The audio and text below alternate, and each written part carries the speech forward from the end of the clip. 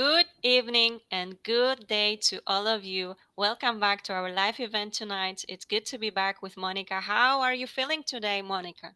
Great. I'm always so excited to be here. And we are definitely excited to have you back with us. This is our second webinar with Monica, so I'm very, very happy that you've decided to join us once again. And as always, I am Caroline, your host, and we are having another topic to discuss.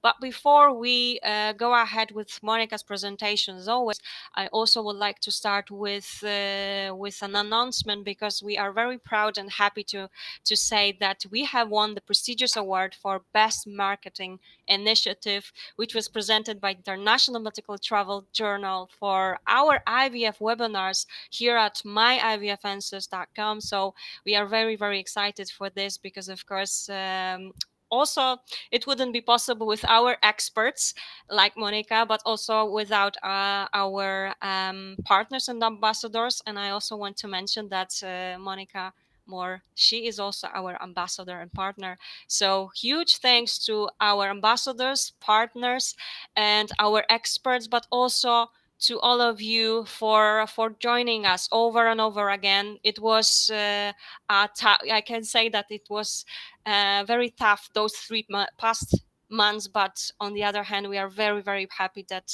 we know that it's working. We know that we can help you as much as possible. So thanks a lot for that. And we will of course start with Monica's presentation, and our topic today is coping with IVF failure. So after the presentation, remember that you can always ask your questions. All you need to do is just type those questions in the chat section so that Monica can help you. I have no doubt here she'll be more than happy to assist you. And remember, this is of course being recorded, so you will have a chance to watch this once again. And I guess we can start with the presentation. Yes? Yes. Excellent. Happy to hear that. Go ahead. Great. And I, like Karen was just mentioning, I really do hope for this to be interactive, even though I have, some slides. Please feel free at any point to ask questions in the chat or the Q&A. And if we don't get to them during the talk, we hope to get to them afterwards for sure. So today I'm going to talk to you about coping with IVF failure. And it's a big topic and a meaningful topic. And I hope, that to do it justice, my first slide is a disclaimer because I'm not a psychologist. I am a nurse practitioner with many years of nurse practicing experience and then a health and life coach. And so what I want to do is give you some behavioral science-backed techniques to use and some references. But I don't mean for this to take the place of a mental health practitioner, and I have great belief in them. So please, just keep that in mind as we go through the talk. Oops. Let's see. Okay. So this slide seems obvious, but the reason that you're incredibly stressed is that this is incredibly stressful. And I feel the need to sometimes remind, both patients and clients that it is incredibly stressful, and I'm going to show you some data on that later. But if you feel like, gosh, I don't know why I'm constantly spinning or feel incredibly anxious and frustrated, it's because you're in a situation that generates those feelings. So, we're talking about IVF failure today, but even IVF treatments have their own set of challenges and consequences that can generate stress. And I won't list them here. I'm sure that many of you have experienced them. But if you look at the one, and these letters are small, no end in sight, that's a big one. And it's a big one for what we're talking about today. Because I think if somebody said to us, okay, you're going to go through incredible stress and anxiety, you're going to go through painful injections, you're going to have long waits, you're going to have maybe some challenges with your partner, should you have one. But after 3 tries or 6 months, you're going to be pregnant and have a baby. I think we would all be fine with doing that. I think the issue is that we don't know how many cycles it's going to take. The data tells us that the likelihood is that we're going to be able to have a baby and take a baby home in terms of the IVF success rates, depending on how far you're willing to go with assisted reproductive techniques. But we don't know the timing, and that's really hard. And so Ali Domar, who's a pretty a famous researcher who specializes in fertility, did a study on a life event scale and found that the failure of IVF is related equally to breast cancer, death of a family member, and worse than divorce. So we probably all feel this way, but it is actually substantiated and supported in the literature.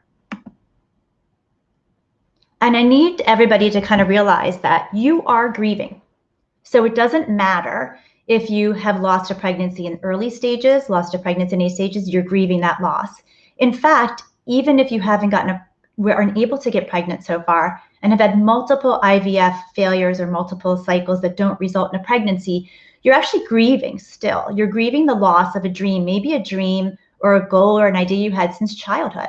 So it is still grieving. There's stages of grieving. And there's no wrong way to feel during this process. So although I'm going to give you some coping techniques, whatever you're feeling is real and valid. So let's talk about some basics of behavioral science. And a couple of these things are going to not feel like they go together, but I promise you we'll tie them together towards the end. So the first is the stress response. So our brain, if you think of it as an evolutionary or anthropologic standpoint, its primary goal is to protect us from what it perceives as harm or stress. And so what it does is it sends a cascade of substances and processes in order to mobilize us for fight or flight. The problem is that the brain doesn't know the difference between the stress of, let's say, an injection and the stress of a saber-toothed tiger that's going to harm us. And so it puts out that same cascade, that same amount of stress, hormones. So it's meant to do that. The problem is when we have this stress and it happens chronically and over time. The other issue is that this fight or flight response lives in this primitive part, this caveman part of our brain, and it shuts down the thinking and the ability to reason and the willpower part of our brain. So only one can work at the time. So if you feel like you are in a very acute fight or flight or stress activation response and you just can't think and you can't act reasonably and you feel like you're being very reactive, that's real, because that part of the brain, the sort of newer part of our brain that can reason, is shut down for that. So that's another thing that I want to explain in terms of how you're feeling. The other idea that we have is this mindset continuum. And so everything that happens is along this process. So we have a circumstance that's neutral. So let's say I work with a lot of people who have excess weight. Let's say it's the number on a scale.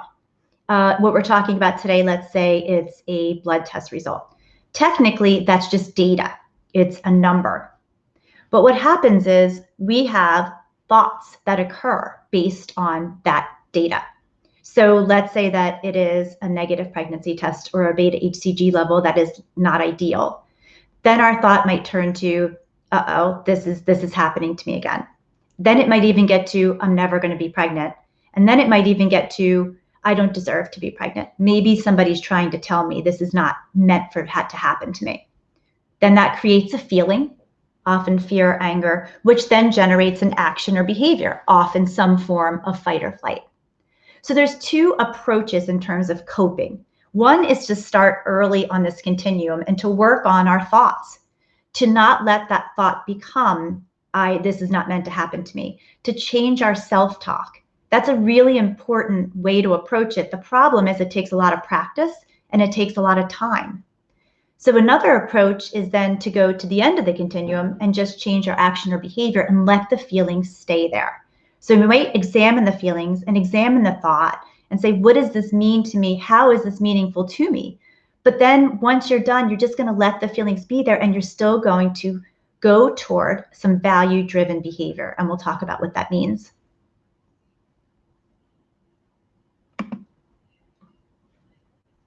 Another principle of behavioral science is a habit loop. And a habit loop is comprised of three things. So a trigger or a cue, an action or a behavior, and a reward, or a way that somebody feels after that. And the reason that we have these habits, which might feel annoying to us if they are bad habits, and if we're trying to have a good habit, it's hard to incorporate, is because our brain wants to automate as much as it can to save energy. So every time we go to drive a car, if we had to think about all the steps to drive a car, it would take a lot of energy and time. So our brain automates things in order to make it simple for us. But when it's a habit we don't like, unraveling or undoing that habit is pretty difficult.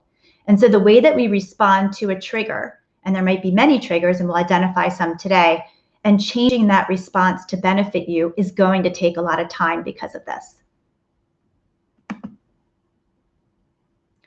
So although the name of the talk is coping, coping to me is kind of an ambiguous word. What does it mean to cope? And when I think of what it means, I think of emotional agility, or a term in the literature is called psychological flexibility. And what that means is that it doesn't mean positive thinking. That doesn't work and is actually quite annoying for people. Or that you need to be happy. Like, you should be so happy because you have this. You should be so happy. Well, we're not, because we want to have what we work hard for. That's what the dream is, right? And when that doesn't happen for us, we don't want to feel happy.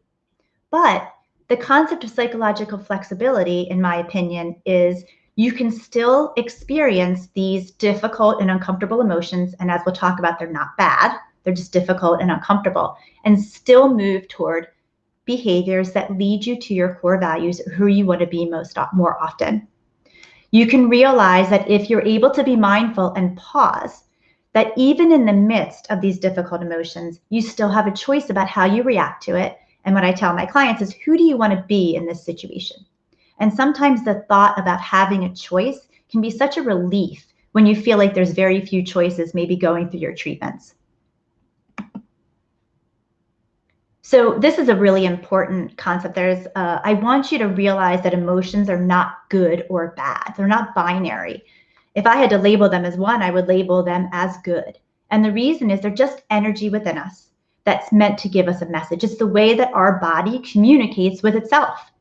So for example, anger, when you feel anger, your body is saying, hey, somebody or something is making us feel hurt or threatened. We need to explore maybe what value of ours is being compromised. Maybe it's a sense of justice, maybe a sense of fairness. Fear is that your body perceives an impending threat. Maybe you're feeling lonely and you have a fear of abandonment. So all of these are really important for us to know.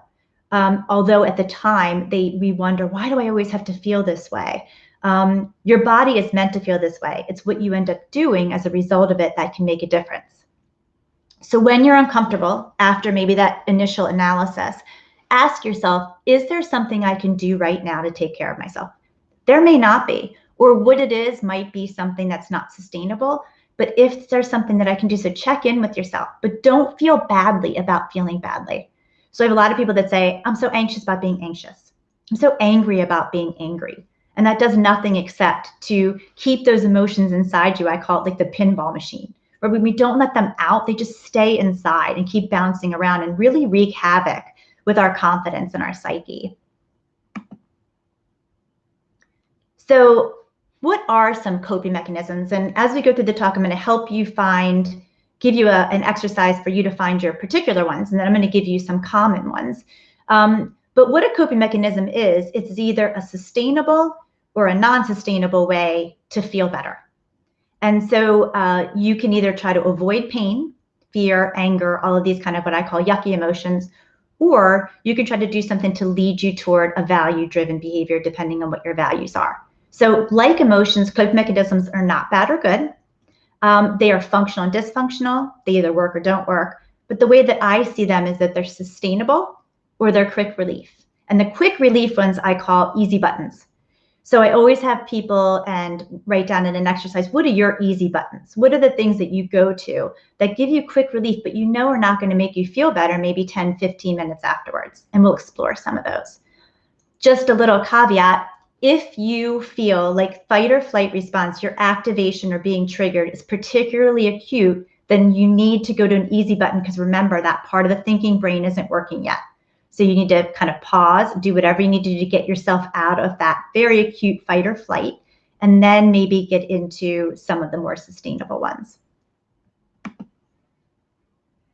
So there's many, many ways and exercises and places to go online to identify your core values. This is from Brene Brown. She has a really good book and website about it. You can use your emotions like we discussed to, if you're feeling a certain emotion, be like, what value of mine is this trying to send me a message about? And so I always tell people, make a list of your core values. Who or what is important to you? And then you're going to identify behaviors that lead you to those core values. So I listed some of them here: a sense of humor, generosity, exercise, a hot bath. And those are what is going to be your empowering coping mechanisms, or what I call your nourishment menu. And we'll go over that in a second. Then you're going to identify behaviors that you go to that lead you away from pain, those easy buttons. Those are a glass of wine, maybe emotional eating, blaming or complaining, a victim mentality, or what a lot of my clients say, making excuses. So they feel good in the moment, and then later on you might feel bad or worse. So what I tell people to do is, once they are able to identify those behaviors or actions that lead them to their core values, and I call that their nourishment menu, then I want you to take a picture of it or keep it somewhere close by, because you probably will need to be reminded to get into these modes until you practice it, or to do these behaviors that make you feel good should you become triggered or activated. Okay, so this is an exercise, and it's called the ACT matrix, and I have a reference down here. And what it simply is, it's based on acceptance and commitment therapy. And on that continuum, what we're doing is we're trying to change some actions as opposed to the changing of the thought. So here is a core value of a lot of my clients I use with their permission. So you can see the first one, and it's hard to read handwriting here, a present parent. That's a really common one. So a lot of people say, I want to be a parent. And I said, well, what kind of parent do you want to be? How do you want to parent? So maybe they'll say, be a present parent, be an engaged parent. And then they'll say, I want to be a good partner. Well, what does good mean? I want to be a loving partner. I want to have friendships. Well, they want to have authentic, close friendships. Integrity, healthy body and mind, and being a leader. Those are common. The next quadrant are the yucky emotions that take you away from these things. And these are almost always, many of these, some kind of lack, anxiety, shame, fear, and often childhood programming. So maybe what was acceptable or what wasn't acceptable as a child comes back and haunts us later, or we have to fight against it as an adult. Then what happens, we identify the behaviors that take us away from the core values, those easy buttons. So for many people, it's making excuses, eating cookies, drinking wine, gossiping or being snarky, complaining, acting like a victim, needing justification. These are just a few. But if you find yourself getting into these are what feel good in the moment. Remember, they're not bad, but they're a choice. But they may not feel as good later on as ones that you identify as leading toward your core values. And so here are some: exercise, laugh and use humor, engage with a partner, read, take an Epsom salt bath, connect deeply, meditate, stay present. So the present parent one, I want to go back to that for just a second. Many of what you're doing when you go through all these treatments is you want to be a parent. So you are then working on behaviors that lead you to that core value. But if your core value is being a present parent or an engaged parent, while you're working on the fertility part that I know that many of you are and might feel frustrated in terms of the lack of agency that you're having with that, you can be working on the present part. You can be working on the engaged part. You can be practicing that part even if you feel like the fertility stuff right now isn't working out. Even if you feel frustrated, angry, and shameful, or feel shame, that's the whole premise of this, is you can feel those things but still do these coping mechanisms or this nourishment menu. So this is what you'd want to take the picture of and have some sort of be able to remember that and access that later. And so this would be a completed, what we call ACT matrix. And I'm not really giving this justice, but I did put the website there. But I do this with all of my clients. They're like, why are we talking about this when we're talking about nutrition or we're talking about fertility? And it really becomes a very handy and interesting tool. So let's talk about, those are how you identify your specific empowering coping mechanisms. Let's talk about some common ones that are supported in the literature. If I told you that you could take something and it would give you a sense of control, it would help you show improvement in a relatively short period of time, it would allow you practice dealing with stress, and it would prove to your brain that you can do hard things, would you do it? I think that everybody would say yes. Well, there is something like that. Unfortunately, it's not a pill, but it's movement. And I don't just mean exercise, I mean just movement. So there are many, many studies on movement and a lot of really good books out there, but these are scientifically proven benefits of it. So it primes the brain for pleasure. It allows it to express emotion through the body. Remember when we went into the first fight or flight stress response slide, and what that does, that whole cascade of hormones and the expression of adrenaline and cortisol and all these things that get us mobilized for fight or flight, the whole thing is it's mobilizing, it's getting us ready to move. So then if we don't move because we decided not to, some of those might get suppressed. But what our body wants to do in response to difficult emotions is to move. It makes you more receptive to joy and social connection. Your muscles will secrete hormones that make your brain more resilient to stress. And it generates substances called endocannabinoids that actually decrease pain and increase mood. So great. So how do we get started in this practice? I don't use the word exercise because I think people have in mind when they think of exercise, like, okay, I need to spend a certain amount of time, I need to do a class, I need to wear certain outfits. And really what it is it's increasing the amount of times that you move and decreasing the amount of times of inactivity or that you're sitting still.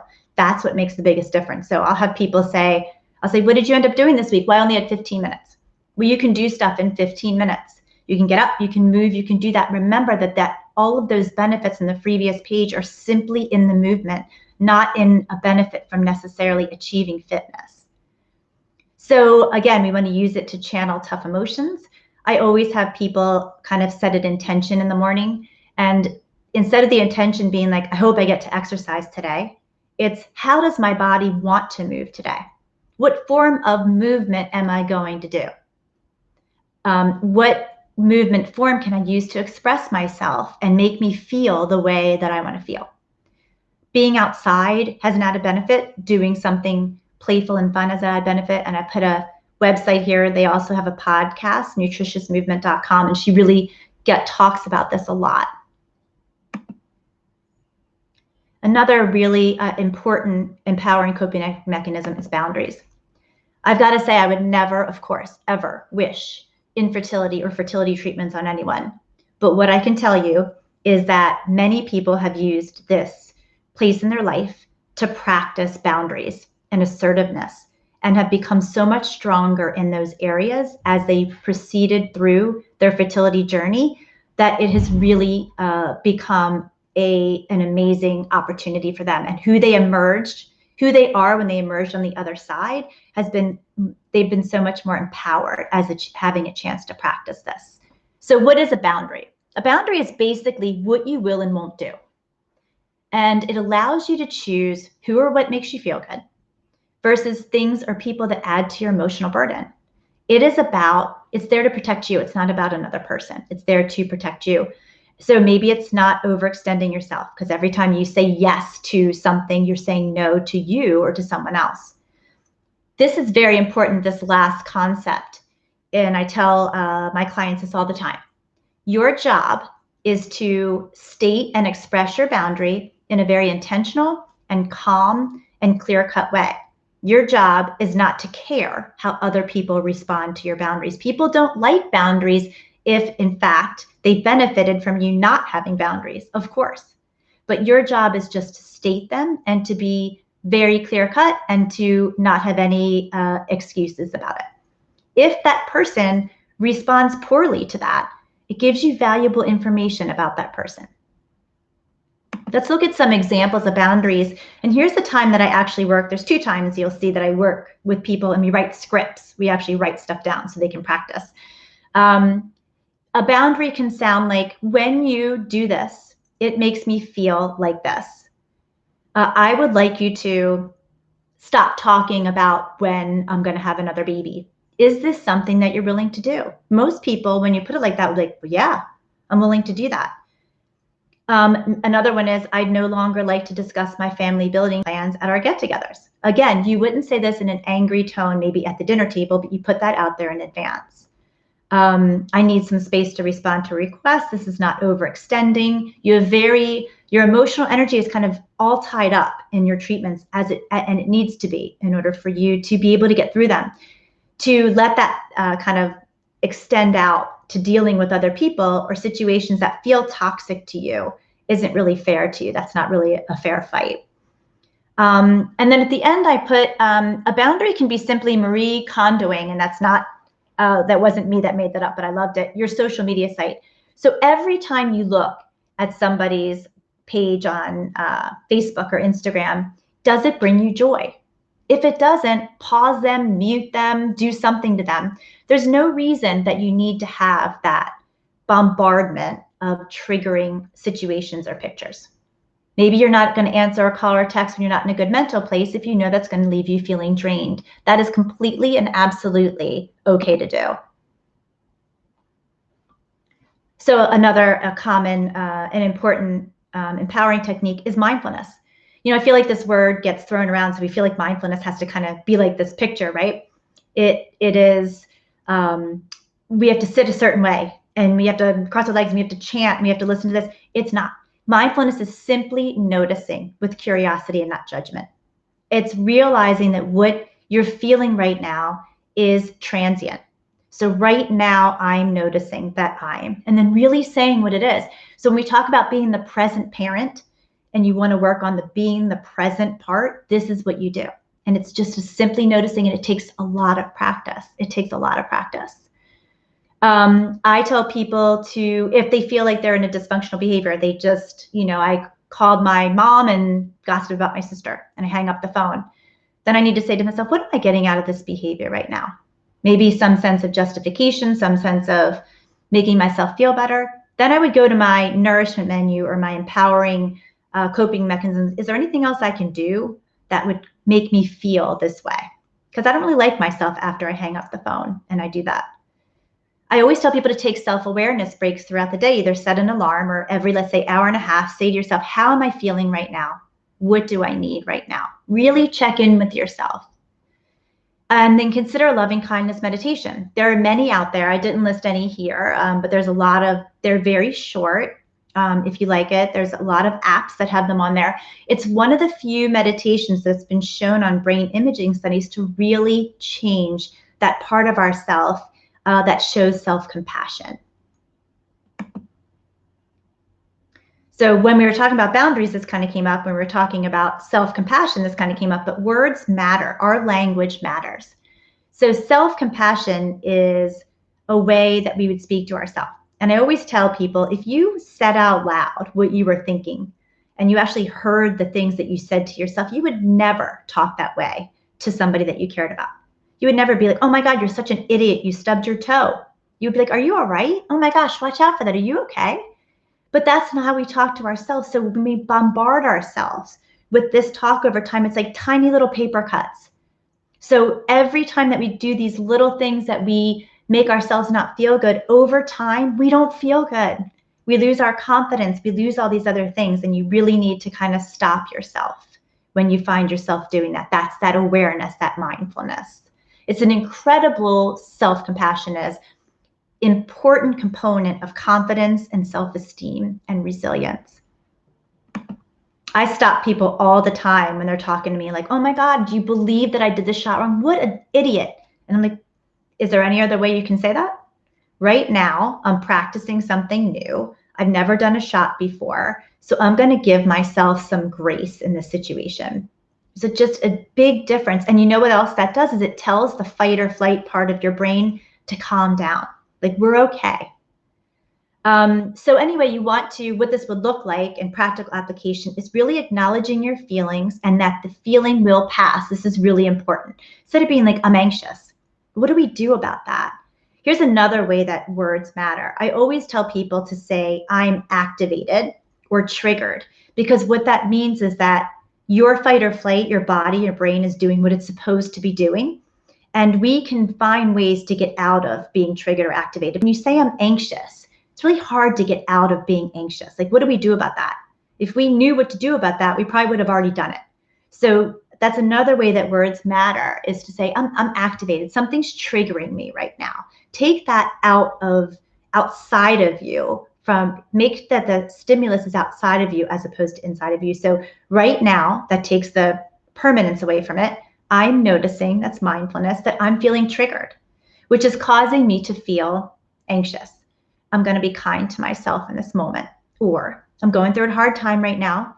I'm going to pay attention to what I'm feeling and respect myself for trying, persevering, whatever it is that you're doing, and you do on a regular basis, but you don't give yourself credit for it because you weight the things that you don't do well so much more heavily than the things that you do well. I know this from being a nurse for over 20 years in this field. And like I said, being a health coach, I can tell you over and over again that this happens. The other thing I do is I use humor. And so this is me when I have my victim mentality and I have some, it's raining today and I wanted to go for a run. Like, oh my gosh, the weather's so terrible. I can't believe it's raining. And I find myself like furious at this, like, who cares? But then I would say something like, oh, hey, victim mentality. Hi, how are you doing today? I hear you. I hear you. I see you. I'm good. Like, I'm good. I can get out of this. So add some levity to it, add some humor to it, but don't get mad at yourself for getting mad. Journaling is another thing that I really recommend. It's so helpful. It's not about what you read. It's not about going back and reading it. It's about getting what's into your head out of your head and on paper.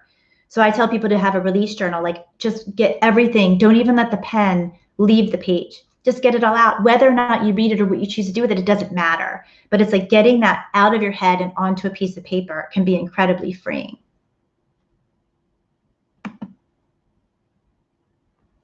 Dealing with others. We kind of talked about dealing with ourselves, but dealing with others. This is a fun one. So I don't know if you can see this comic, but you shouldn't be so worried all the time. You're doing fine. And then that says, wow, you cured my anxiety. I bet everybody has heard the, hey, if you just would relax, you're so stressed out. This is going to happen. Or my friend of the cousin of my uncle's friend went on vacation and she's done 5 cycles and they never worked and they just got pregnant on their own in Bali. Like, that doesn't help us. You know who that helps? The person saying it, because they're uncomfortable with the situation. They don't know what to say.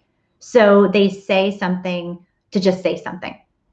But it's really important to assume positive intent. People are doing the best that they can. They're well-meaning, but usually misguided. Unless they're incredibly insightful or self-aware, then they probably will say one of these things that you've heard over and over again. This is a great time to work on your boundaries. And here's the other thing that's hard. Your relationship with longtime friends might change. So maybe your college roommates all seem to have kids, or every time you go to a get-together, somebody's making some announcement that they're pregnant, and you leave there feeling terrible. So I'm not saying to abandon the friends, but what I'm saying is to create some space. At that moment, maybe I can't get together I can't go to those get-togethers all the time. Maybe cultivate a stronger relationship with work colleagues or a book club or people that aren't always talking about how easy it is or seemingly easy it is to get pregnant, or saying, I can't believe my kids left the house a mess, when all you can think about that day is, I wish I had kids that could leave the house a mess. So it is okay, that is a boundary, to pause or to take a little bit of time away or energy from those friendships. Other people's behavior doesn't hurt our feelings. If your mother-in-law is like, I can't believe you, what are you guys waiting for? And it hurts your feelings, it's what we make it mean. And so when our mother-in-law says that, we might think to ourselves, wow, she finds me less than. She wishes that her son married somebody who could conceive more easily. It's what we make it mean. And then we end up hurting our own feelings. So don't make it mean that. You just, that's one of those things that she can say it, and you just have to be like Teflon. I tell people, Teflon, not Velcro. You just have to let it go. Or if you feel that feeling, then feel the feeling, but don't give them all your emotional currency. Somebody just wrote in the comments that solitude heals you. So that's really important. If people are introverts, or if you just need space, that would be part of your nourishment menu. And then realizing that there's a get together and it's, let's say, a party that you go to every year, but every year you leave there feeling incredibly drained, then your nourishment menu would be then, you know what, I'm going to say no this time, or I'll get together in a small group and I'll express to the hostess or whatever that I can't do it. But you need to do that for yourself. Here's the second script. Teach others what to say.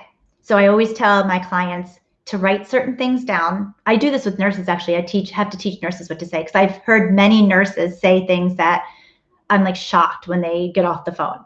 And it's just their discomfort, because a nurse, I'll give you a little insight. So we as nurses, when we call you with a bad result, we feel terrible. We feel terrible inside. We feel like this is never some information we would want to give you on a phone call. And we know that we ruined your day, if not your week or your month or your year. We know this. We are acutely aware of this. So what do? We rush you off the phone. Not because we don't care about you, but because we care about you so much. So I go over this. So it's the same thing that happens with people that care about you. They say dumb things. So you tell them what to say, or you tell your partner, or you tell your family member, or you tell your friend this is what other people say. And I use the last one a lot. I don't know what to say, but I'm here for you in any way. But you don't want these people who then you're like, oh my God, this happened. Guess what happened to me? I went in this and I had this car accident and whatever, and it becomes all about them. Don't be that person. If that is that person, that would be a time to practice boundaries and say, I want to hear what you had to say, but right now I feel like I just need a little bit of time. The boundaries and the telling people what to say take practice. They're not going to come right away. You're going to feel super uncomfortable. This is that habit loop where when you're trying to make a change in the habit loop, it's really hard, because your brain wants to be the previous way. It wants you just to accept the way that people are talking and not say anything if that's what you usually do, or if you're somebody in the fight part of the fight or flight, to then be aggressive potentially. So to change that requires a pause and mindfulness, and then a discomfort of doing it another way until it becomes uncomfortable. But the first couple of times are going to be incredibly uncomfortable. So I have nutrition here, and it's just one slide. The talk that I did before on self-care has a lot about nutrition, but I just want to briefly mention that nutrition starts with you telling yourself that you deserve to be nourished. It's one of those self-talk things that's so important. And what I find is that how you eat is just as important as what you eat. So working on eating mindfully with no distractions, with a plate and a table and a chair every time you eat, as opposed to walking around, or like me when I eat cheese as I'm never going to see a piece of cheese again. I'm not sure what's going on with that. But eating mindfully, what you do in one area of your life is what you do in other areas of your life. So it really helps when you have mindful eating to practice mindfulness, to practice being present. And then again, food or emotional eating ends up being on that easy button thing. So we're using food to solve a problem that food can't solve. So if you find yourself headed to the pantry because you need a sense of relief, or you find yourself headed to the pantry because you're bored and you need to increase, let's say, a level of stimulation, is there anything on your nourishment menu that you can use instead? Sleep. So I have some sleep habits here that are found in the literature. Getting good quality sleep is incredibly important. Poor quality sleep decreases your immune system. It wreaks havoc on many of your hormones, including the stress hormones, your hormones that tell you if you're hungry or full. So it's really important, really, really important, and something you absolutely can be practicing right now is to get good quality sleep. And I won't go over all of these, but I put a picture of this super cute dog and cat for a reason. And that's because there is a part of the nervous system called the parasympathetic nervous system. And the nerve that's in charge of that is called the vagus nerve. And when that gets stimulated, that tells our body to rest, digest, connect. And what innervates the vagus nerve is a lot of things, but it's touch. It's physical touch, which is why COVID has been so difficult for so many of us. It's pets, it's petting animals, it's even seeing animals. So those cute little animal videos that they see, they activate our parasympathetic nervous system that tell us to relax. And so there's certain strategies that you can do. And I think I gave some of those in the last talk, but if not, I'm happy to talk to people about those at some other point. So I'm just going to end because I really want to answer your questions. I know I rushed through some of these things that really, really deserve their own talk. But you can find me on social media. You can find me at these sites. My IVF Answers knows how to find me. Maybe, Karen, we can go over some of the questions or some of the comments in the chat. Yes, of course. Thank you so much, Monica, for all those incredible tips. Definitely interesting. And you were wonderful with explaining every single thing. Thank you for that. And of course, yes, it is definitely time to start our Q&A session. There are some of the questions right here, of course. But remember that if you have anything on your mind right now, go ahead and type it in. And let's go to the very first question that we have. So I would like to try again with donor eggs this time, but my husband doesn't want it. He doesn't really want to talk about it. How can I try to convince him or try to discuss it at least? You know, it's so common that that partners are on different pages. And so that core values exercise that I brought up, like in your core values, is actually really helpful in relationships too, because your husband or partner may have a different core value. Theirs might be to, let's say, protect you. Without investigating what that is, you might think he's not considering my feelings, but he might think, you know what, going to do donor egg is going to be too stressful for you, or it's going to be something that you didn't think about. His thought is to protect you. So I think the first step is to really find out the kind of the why behind the why. Why, you know, are you feeling this way? You may need to do it though through an objective third party. This is where it would help to have a therapist who can ask the deeper questions if he's unwilling to do it. But I always do, I did the core exercise with my husband because he has some things that he does that drive me crazy. And what I found out is that, again, it's a positive intent. So some of the ways that he went about meeting his core values that he thought were meeting my needs were so, let's just say, interesting that I didn't get it until we really had a conversation about it. And that might be a good conversation starter. If you still are kind of not getting too far, you feel stuck that way, then I would definitely ask for help with a therapist who can ask the right questions. And then if he's willing to go to the therapist, he's going to be receptive to talking about this a little bit more. All right, of course. Thank you so much for your very first question. And of course, Monica, for your assistance with that, your advice. And well, let's have a look at the next question, which is a bit longer one. Okay, so let's have a look. I'm trying to take care of myself and waiting for my new agency and clinic to find a surrogate. As I've been through 12 IVFs, I'm getting very anxious. I find that I wake up suddenly from a deep sleep, and this will happen over and over to the point where some mornings I have chest pains and thinking, what on earth is happening to my body? As I know my thoughts are manifesting themselves physically. I'm pretty active and move a lot, but I find I don't know what else to do as I'm so busy researching everything. So my third slide was that you are stressed because this is incredibly stressful.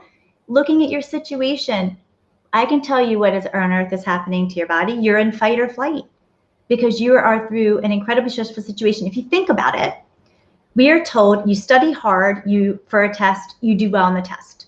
You train for a race and you do well on the race. You lift weights and you get strong. Well, here is something that you could have done everything right and it still hasn't happened to you. It's incredibly stressful. And what it takes away is your sense of agency. And I used that word before, but I didn't explain it. And what that word means is that what you do matters.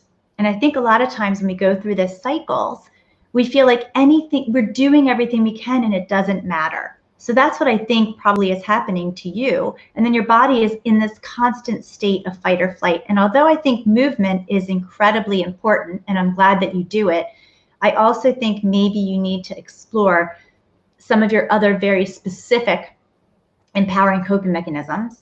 I also think that maybe what I tell people is to bookend your day. So right before you go to bed, maybe listen to a meditation. I love Insight Timer. I can probably type that in the chat. It has free, like, I think like 30,000 or something free meditations, and pick a meditation before you go to bed that makes you feel how you want to feel. So that you're ending your day with that. And it's sort of like that is the thing that you're putting into your subconscious before you go to sleep. If you wake up and you're unable to get back to sleep, I would say to go to another meditation if you can. I tell people to frequently use that because you need to stop that loop in your brain, which is so difficult to do, from thinking what if, what if, what if, because you've had at least 12 what ifs. So your brain's like, this is not going to work for me. And you need to figure out a way to get out of that loop. Then when you wake up in the morning, to set an intention. That intention could, or to do something intentional. That could be meditative. That could be a couple minutes of mindfulness. It could be reading an inspirational book, or reading something that makes you feel good. It could be getting outside if it's a nice day and feeling the sun. Anything that's sort of like on your nourishment menu. I love the journaling, and I know that I mentioned that before. But what I find is if you decide to journal, and like let's say you do it at the end of the day, you journal, and then what you do is when you close the journal that night, that's a signal, I'm done thinking about that, because you got all those thoughts out. They have somewhere to go. Because you're probably thinking like, well, I don't want to forget this. I don't want to forget to think about this. Or you can journal in the morning so that you kind of start the day off that good. And then you're thinking at night all this stuff, and you're like, you know what? I'm going to put my meditation app on now, because when I wake up, I can journal this. So at least your thoughts need a reservoir to go so they can get out of your brain. So I hope that helps. Yes, thank you so much for sharing also, but as well as your advice, and definitely fingers crossed that it will help you and you Yeah, will be able yeah. to simply feel a little bit better as well. All right, next one is not a question, but it's a comment, so perhaps you can advise. I don't eat at all, so I lose weight, and I also sleep a lot. Anything you can Yeah, advise? yeah. Um, so those nutrition and sleep often go together. When one is poor, the other one's often poor. And something that you did wrong, it is just what ends up happening. And so the sleeping a lot is usually a sign of maybe feeling sad or depressed. And I don't mean to say that you have a deep depression, but that's how the body copes. The body wants to regenerate in that way. And so right before you go to sleep, you must be thinking a certain thing. And then when you predict how you're going to feel when you wake up, let's say from a nap or from sleep, you're going to predict you're feeling a certain way. So that's your behavioral loop, right? Your cue is maybe, I can't take this. I have so many things going on. I just need to close my eyes. And then afterwards, I'm going to feel balanced, peaceful, calm, whatever the reward is. The problem is that the action of sleep, isn't sustainable. You can't probably live that way. So you have to explore when you feel whatever it is that preceded the sleep, what else can you do to create that sense of calm, peace, completeness? You might write down 20 things and you have to try them out, and it might be 2 or 3 things. But I think a lot of times it just has to do with all of these things going on in your mind and feeling powerless. So getting them out of your head in some way, and then finding strategies that help you feel a certain way, the way that the perception of sleep has you feel, is going to be really important. In terms of not eating and all, that is probably what happens is when you get into the fight or flight response, the blood flow goes to the brain, the heart, the lungs, and it goes away from the stomach and actually away from the reproductive organs, because they're not important, quote unquote, in fight or flight. And so what you might feel is that you're not feeling hungry at all. Some people feel the opposite because the digestive system is not getting innervated with blood. So if you can figure out strategies so that you're not in this constant fight or flight, and maybe it is, I know I keep bringing up the meditation apps. So maybe if you're feeling that way and you can get out of the fight or flight, you can get into that rest and digest part, that parasympathetic, there's ways to activate what's called the vagus nerve. Another great way, by the way, to activate the vagus nerve is breathing. And it's breathing from the belly as opposed to chest breathing. So if you put your hand on your belly, it's weird to feel at first, but breathing from your belly is a very quick, easy way to innervate the vagus nerve and to make your exhale longer than your inhale. That's another important kind of aspect of it. So any way that you can get there might let the digestive enzymes go, make it you out of fight or flight. In the beginning, though, you're going to have to keep telling yourself to do that until it becomes a habit. That's where that habit loop comes in.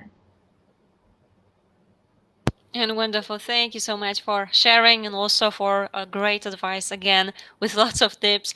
And to once more, I can only add that we definitely hope it will help you and you will be able to start eating. And of course, you will feel a lot more better.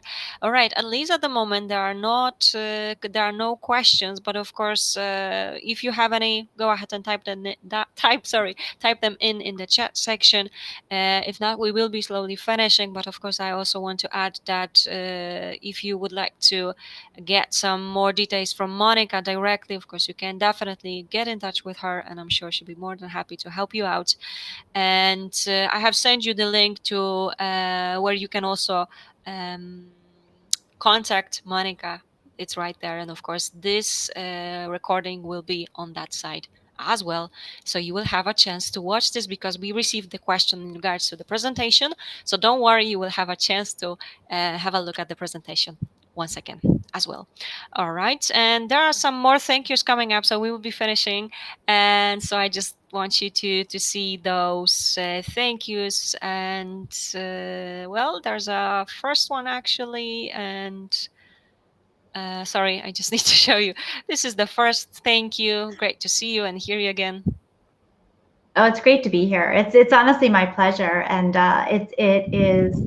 I'm fascinated by like the topic of coping and what to do to cope with this. Like I said, I deal with a lot with people who have excess weight before they go to start. It all feels so out of your control, and so even finding something little that feels like it's in your control to get a sense of accomplishment. I've had people just declutter, to do organize, to do these little things that give you that little sense of accomplishment.